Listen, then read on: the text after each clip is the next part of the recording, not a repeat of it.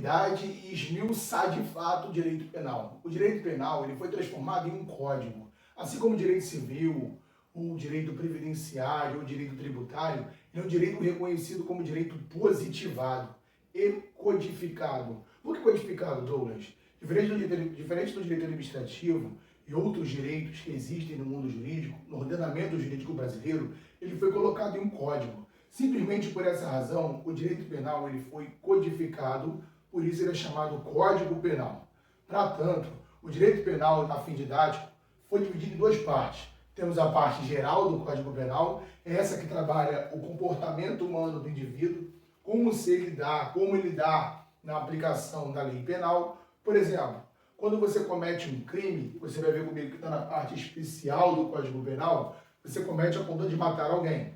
Quando você comete essa conduta de matar alguém, dando o respaldo legal de legítima defesa, na parte geral do Código Penal, fala o comportamento humano para que você possa se valer dessa excludente de ilicitude. Ou seja, no artigo 25 está escrito que se o agente, utilizando-se do meio necessário, com a devida moderação, repele injusta agressão atual ou eminente, a direito de si ou de outrem, ele ainda que tenha cometido um crime que está na parte especial do Código Penal, ele vai estar numa excludente, ou seja, exclui a ilicitude, o ilícito, o crime propriamente dito. Então o Código Penal ele foi dividido em parte geral, a fim didático, e parte especial. Na parte geral, você vai dizer na sua prova que não trata de crime, pois é na parte especial que efetivamente você trabalha o quê? Os crimes. Aqui na parte geral do Código Penal, eu vou do artigo 1º até o artigo 120. Mas o que você tem que saber para a sua prova, de maneira fundamental, é só do artigo 1º até o artigo 31. Por que, Douglas, isso? Porque do 1 ao 31 é que você precisa saber para lidar com a parte especial do Código Penal. E é na parte especial do Código Penal, como eu lhes disse, que se trata do quê? Do crime. Douglas, o que eu tenho aqui do artigo 1º até o artigo 31? Eu tenho o princípio da legalidade do artigo 1º, vai passando, por exemplo, pela lei penal no tempo, que é o artigo 2º e 3º, entra no princípio da atividade, que é o 4º, entra no princípio da territorialidade, extraterritorialidade, é o princípio da ubiquidade, que é o 5º, 6º e 7º, vai avançando até o artigo 12, 13º do Código Penal, que vai trabalhar sobre relação de causalidade ou condizio sine qua non, vai ver que a teoria que vale para esse estudo é a teoria da equivalência do antecedente causal, vai trabalhar as causas supervenientes relativamente independentes, no parágrafo 1º, e o agente garantido no artigo 13. No artigo 14, o crime de tentativa, quando o crime é tentado, quando o crime é o quê? Consumado, se pune a tentativa, quando o cara age no crime, querendo consumar o crime, mas se por circunstâncias externas e alheias à vontade do agente, ele não consegue cometer infração penal. Nesse caso, ele vai responder pelo crime, sim, não na modalidade consumada, mas na modalidade o quê? Tentada. Temos o artigo 15, licença voluntária, arrependimento eficaz, 16, arrependimento posterior, 17, crime possível, 18, a teoria do dolo, 19, os crimes agravados pelo resultado, crime que comete na conduta antecedente e conduta consequente. Aliás, resultado consequente, não há conduta no consequente, beleza? E o artigo 20 é o erro sobre o elemento constitutivo do tipo legal. O artigo 21, que vai trabalhar o erro de proibição. O 22, 23, 24, até chegar, por exemplo, em concurso de pessoas. Até quando, por exemplo, no artigo 30, as elementares circunstâncias não se comunicam. E, por fim, o 31, que é a fase o quê? Impunível do direito penal, tranquilo? Douglas, o Código Penal, após ele prever os crimes do artigo 1º, aliás, do artigo 121, perdão, até o artigo 359-H, ele não conseguiu mais prever outros crimes. E foram existindo leis posteriores ao que? Feitura do Código.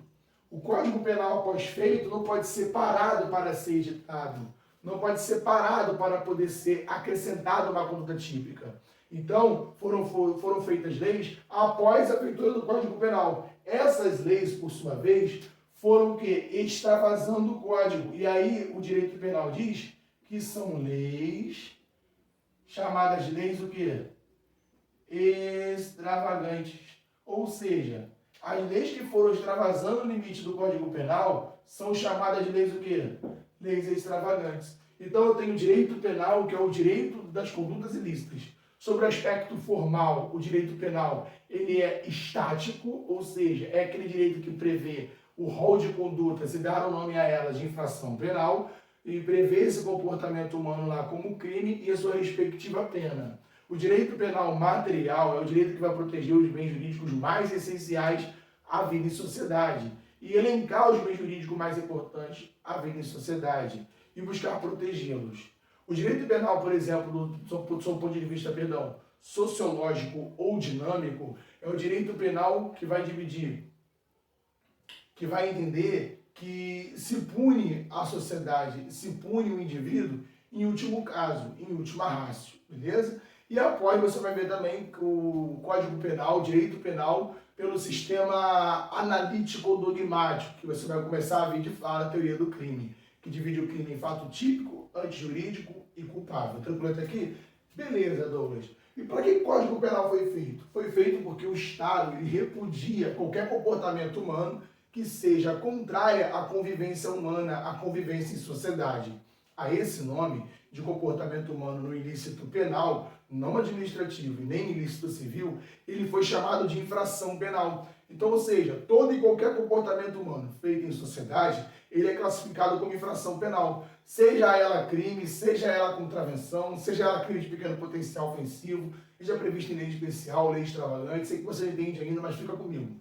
Tudo é chamado de quê? De infração penal. Então, todo comportamento humano ilícito, que não seja administrativo, não seja civil, é chamado de infração penal. Então, se todo comportamento humano ele é classificado como infração penal, eu posso dizer, e na sua prova vai cair, que a infração penal ela é classificada como um gênero. Douglas, por que ele é um gênero? Porque ela comporta, na regra, duas espécies. Ela comporta os crimes e ela comporta a contravenção penal. Por isso que no direito, a divisão da infração penal ela é uma divisão classificada como uma divisão dicotômica. Por que dicotômica, Douglas? Porque divide a infração penal em duas partes, crime e contravenção penal.